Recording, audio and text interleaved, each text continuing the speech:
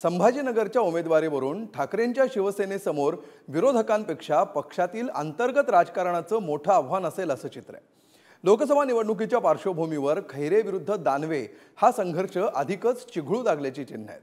दोन्ही नेते एकमेकांविरोधात टीका करत असल्यामुळे याचा मोठा फटका ठाकरेंच्या शिवसेनेला बसण्याची शक्यता आहे। या दोन नेत्यांमध्ये नेमका काय वाद आहे आणि कशी सत्ता स्पर्धा आहे याचा आढावा घेऊया या खास रिपोर्ट। काम म्हणजे अजून निवडणुकीत उमेदवार जाहीर झाले नाही, त्यामुळे मी तर इच्छुक आहेच ना। शिवसेना उद्धव बाळासाहेब ठाकरे हे उमेदवार। संभाजीनगरच्या संभाव्य उमेदवारीवरून ठाकरेंच्या शिवसेनेतच तिढा निर्माण झालाय। उद्धव ठाकरेंच्या मध्यस्थीनंतर अंबादास दानवे आणि चंद्रकांत खैरे यांच्यातील वाद मिटण्याचं नाव घेत नाही।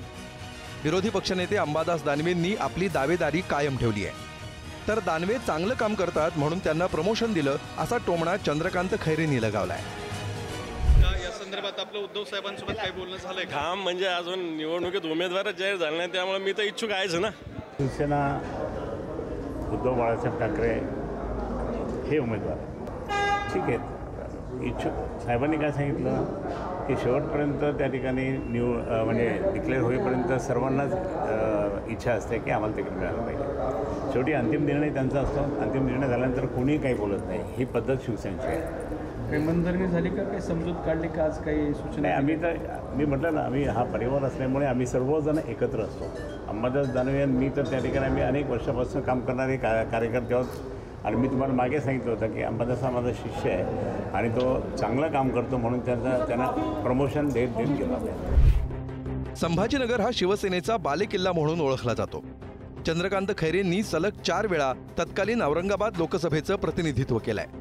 मात्र 2019ला MIMच्या इम्तियाज जलील यांनी शिवसेनेच्या गडाला सुरुंग लावला। 1999, 2004, 2009 आणि 2014 सलग 4 वेळा चंद्रकांत खैरेंनी बाजी मारली। 4 वेळा खासदार राहिलेल्या चंद्रकांत खैरेंचा 2019च्या निवडणुकीत पराभव झाला। 2019 मधील पराभव अंबादास दानवेंमुळे झाल्याचा खैरेंचा आरोप आहे। खैरे यांच्याकडून आपल्याला सतत डावलण्यात आल्याचा दानवेंचा आरोप आहे। संभाजीनगर लोकसभेसाठी अंबादास दानवे गेल्या 10 वर्षांपासून इच्छुक आहेत। अंबादास दानवे आणि चंद्रकांत खैरे यांच्यामध्ये कोणताही वाद नाही। आम्ही सगळे एकत्र असतो। अंबादास दानवे यांच्याकडे शिवसेनेच्या वाट्याला सध्या असलेलं सगळ्यात महत्त्वाचं पद त्यांच्याकडे आहे, विरोधी पक्षनेते, आणि त्या माध्यमातून ते शासनाचे धिंडवडे काढतायत आणि शिवसेना वाढवण्याचा प्रयत्न करतात। एकीकडे ठाकरेंच्या शिवसेनेत दानवे खैरे हे दोन्ही मातब्बर नेते संभाजीनगर मतदारसंघासाठी इच्छुक आहेत, तर दुसरीकडे भाजपानं संभाजीनगर लोकसभेवर दावा ठोकलाय। महायुतीतील जागा वाटपाचा प्रश्न अद्यापही कायम आहे। असं असतानाही अमित शहांनी संभाजीनगर भाजपच लढवणार यावर शिक्कामोर्तब करून टाकलाय, तर शिंदेंच्या शिवसेनेनं या जागेवरचा दावा कायम ठेवलाय। शिंदेंच्या शिवसेनेकडून विनोद पाटील आणि संदीपान भुमरे, तर भाजपाकडून भागवत कराड आणि अतुल सावे यांच्या नावाची चर्चा आहे। मला असं वाटतं की आमचा तिथे एकच कॅन्डिडेट आहे, इथं निवडून येणारे कॅन्डिडेट संदीपान भुमरे आणि संदीपान भुमरे हे निश्चितपणे निवडून येऊ शकतील। अर्थात हा निर्णय माननीय एकनाथ शिंदे साहेबांनी करायचा, ते या संदर्भातला निर्णय करतील आणि मला असं वाटतं ते योग्य नाव आहे। हा निर्णय हा पार्लमेंटरी बोर्ड, दिल्ली आणि महायुतीचे नेते यांच्या माध्यमातून होईल। पण एक मात्र पक्का, जो कोणी उमेदवार असेल तो NDAचाच उमेदवार निवडून आणण्यासाठी आम्ही प्रत्येकजण रक्ताचं पाणी करून काम करू।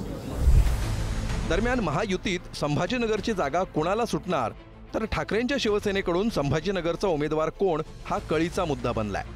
मात्र दोघांचा मुख्य प्रतिस्पर्धी असलेल्या MIMनं खासदार इम्तियाज जलील यांना पुन्हा उमेदवारी जाहीर केली आहे।